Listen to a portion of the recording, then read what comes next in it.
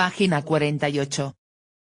Hay una cura para la diabetes, Gabriel Cousens, 2014. Capítulo 1. La pandemia de la diabetes. El mundo, las naciones y las culturas, las ciudades. 1.6. Impacto económico de la diabetes. El impacto económico estimado de la diabetes es considerable y comienza a percibirse más claramente en los países más pobres, donde los diabéticos y sus familias asumen prácticamente todo el coste de cualquier atención médica que puedan permitirse. En América Latina, las familias pagan de sus propios bolsillos entre el 40 y el 60% de los gastos de atención de la diabetes y en la India, los enfermos más pobres gastan un promedio del 25% de sus ingresos en atención médica privada. Utilizan la mayor parte de este dinero para mantenerse vivos evitando niveles de glucemia mortalmente altos. Dado que la diabetes crece más rápidamente en las economías en crecimiento que en las más avanzadas, el mundo en vías de desarrollo es el que soportará la peor parte de la carga de costes en el futuro. Más del 80% de los gastos de atención médica para la diabetes se realizan en los países económicamente más ricos del mundo. Menos del 20% de esos gastos se efectúan en los países de ingresos medios y bajos, donde pronto vivirá el 80% de las personas con diabetes. Estados Unidos alberga aproximadamente el 8% de la población mundial que vive con diabetes y emplea más del 50% de todos sus gastos globales en el cuidado de esta enfermedad.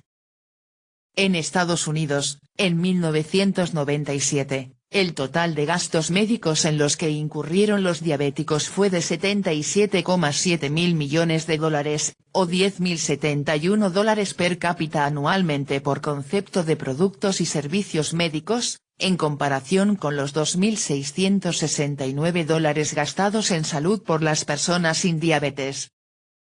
Los padecimientos relacionados también son costosos, $30.400 por un ataque cardíaco o una amputación, $40.200 por un ataque de apoplejía o $37.000 por una nefropatía en etapa terminal. Los CDC calcularon que el coste anual de la diabetes en Estados Unidos en 2002 ascendió a cerca de $264.000 millones. Es un negocio muy redituable para la industria farmacéutica. Los siguientes son elementos de costes clave: $132.000 millones en costes totales, directos e indirectos. $92.000 millones en costes médicos directos. $40.000 millones en costes indirectos, discapacidad, pérdida del trabajo, mortalidad prematura. Los presupuestos gubernamentales enfrentarán la inmensa presión de la atención a la diabetes en forma de pagos por incapacidad, pensiones, servicios sociales y médicos, y pérdidas de ingresos. La diabetes afecta a todos los miembros de la sociedad, no solo a aquellos que viven con la enfermedad. La OMS estima que la mortalidad por diabetes, cardiopatías y apoplejía costaron aproximadamente $250.000 millones internacionales, en China, $225.000 millones en la Federación Rusa y $210.000 millones en la India en 2005.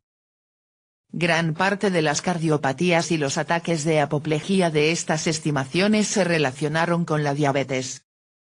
La OMS calcula que los costes en conjunto de la diabetes, las cardiopatías y los ataques de apoplejía serán como sigue.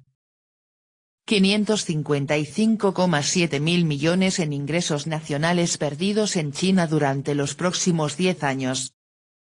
$303,2 mil millones en la Federación Rusa. $333,6 mil millones en la India. $49,2 mil millones en Brasil. $2,5 mil millones incluso en un país tan pobre como Tanzania. Estas estimaciones se basan en la productividad perdida, derivada principalmente de la muerte prematura. Si se toma en cuenta la discapacidad, estas cifras podrían duplicarse o triplicarse. La diabetes también tiene un impacto negativo en la salud general y en la actividad laboral de una persona. En 2003, los CDC encontraron que el 33,6% de los adultos con diabetes en Estados Unidos informaron haber tenido al menos un día de salud mental deficiente por cada 30 días, el 53,9% al menos un día de salud física deficiente, y el 62,8% al menos un día de salud mental o física deficiente. Asimismo, el 32,6% de los adultos con diabetes fueron incapaces de llevar a cabo sus actividades acostumbradas al menos un día al mes debido a que presentaron una salud mental o física deficiente.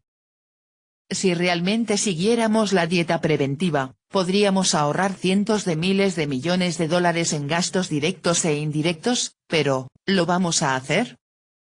Esa es la cuestión. ¿Por qué no hacer lo que es obvio? TV escribe.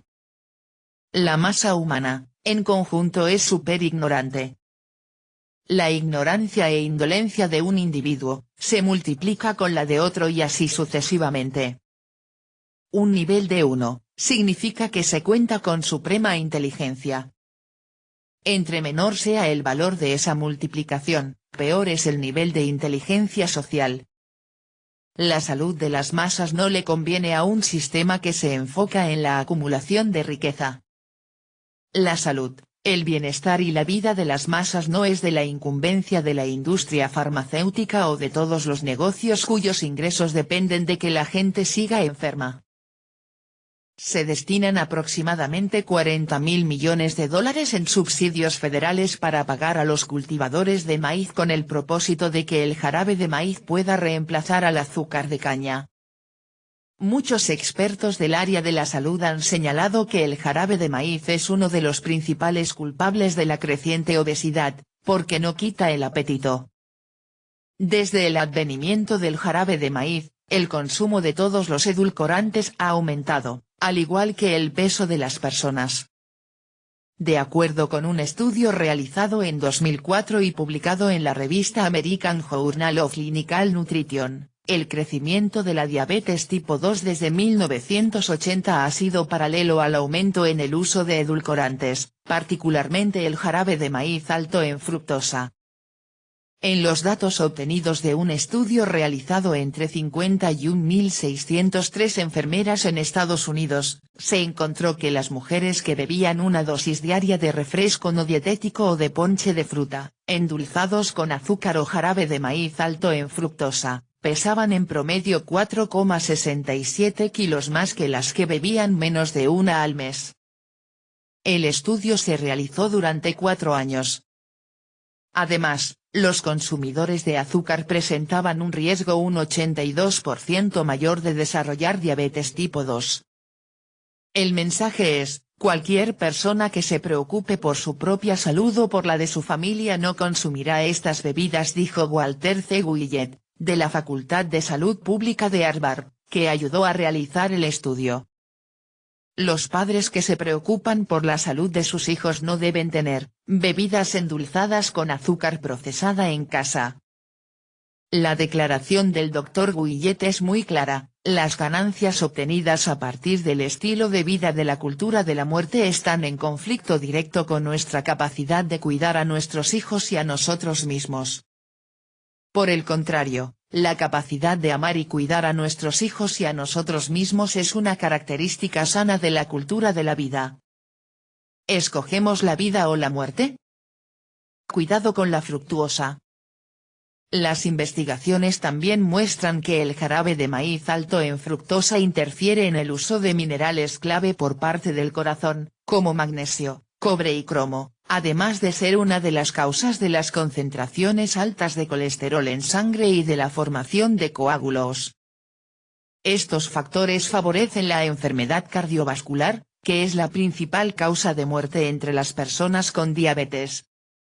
También se ha encontrado que el jarabe de maíz alto en fructosa inhibe la acción de los glóbulos blancos, de manera que son incapaces de defender al cuerpo contra invasores externos perjudiciales. Realmente no hay accidentes.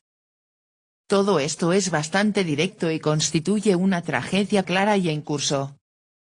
La Asociación Estadounidense de la Diabetes calcula que esta enfermedad costó aproximadamente $132.000 millones en 2005.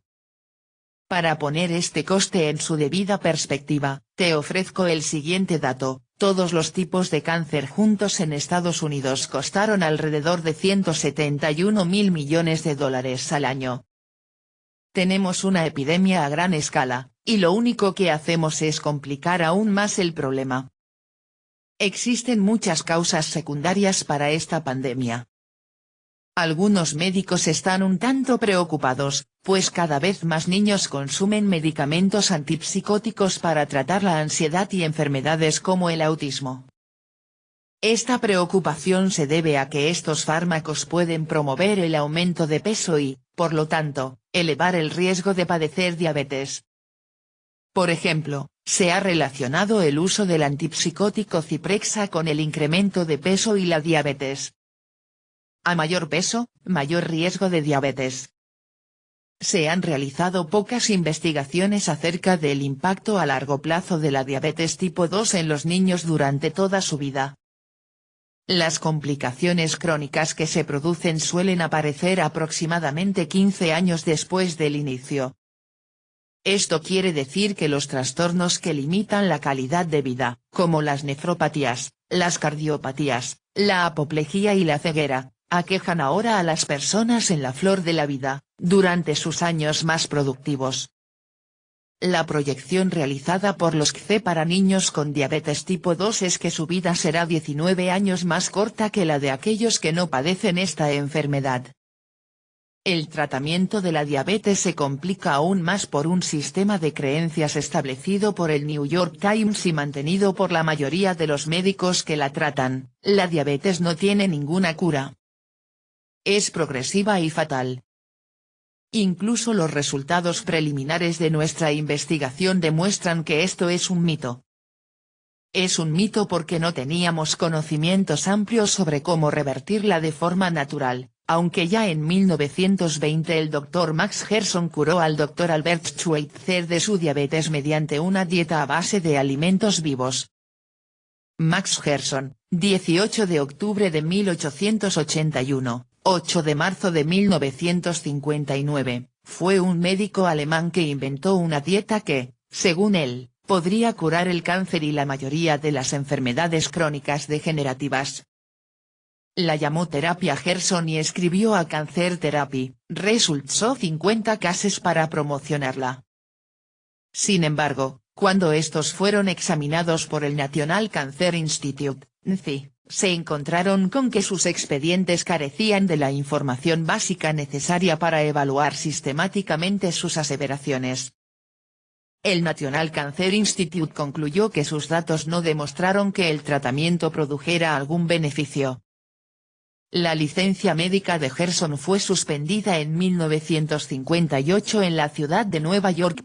6 Gerson murió de neumonía el 8 de marzo de 1959. La terapia Gerson no ha sido probada de forma independiente o sometida a ensayos controlados aleatorios, y por lo tanto es ilegal en los Estados Unidos.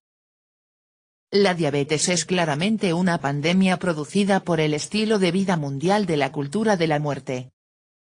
Las estadísticas son abrumadoras. Nada menos que la salud de muchas sociedades completas está en peligro. Lo que se necesita es ayudar al mundo a hacer la transición hacia la cultura de la vida, la cual debe realizarse desde el ámbito personal. Antes de hablar sobre cómo podemos revertir fácilmente nuestra pandemia actual y tener un mundo sin diabetes, necesitamos estudiar científicamente los hábitos personales relacionados con el estilo de vida que producen la diabetes y, a partir de este enfoque científico, desarrollar un programa que pueda ayudarnos a elegir hábitos prudentes en nuestro estilo de vida que producirán una fisiología sana y no diabética. Página 56.